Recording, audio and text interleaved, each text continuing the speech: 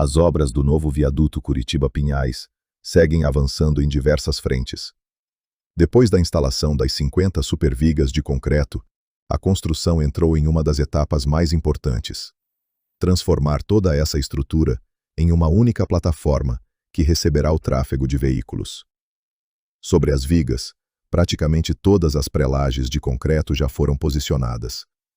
Agora, as equipes trabalham na montagem das armaduras de aço, das formas laterais e dos escoramentos que darão suporte à concretagem da laje superior. Quando essa etapa for concluída, o tabuleiro estará praticamente formado. Outra frente importante é a execução dos aterros de acesso, que farão a ligação entre o viaduto e a avenida.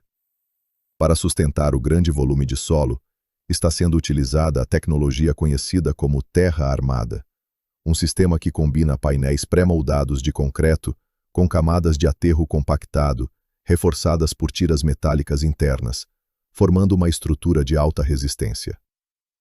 No sentido Pinhais, essa etapa ainda está no início, com a preparação da fundação por meio de uma camada de rachão e material granular, que servirá de base para a instalação dos primeiros painéis. Já no sentido Curitiba, a obra está mais adiantada.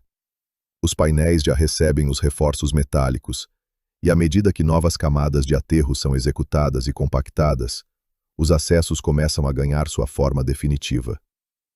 Com fundações, pilares e supervigas já concluídos, a obra entra agora em uma fase decisiva, aproximando-se da concretagem do tabuleiro e da integração definitiva com o novo sistema viário. Mais um passo importante para melhorar a mobilidade entre Curitiba e Pinhais.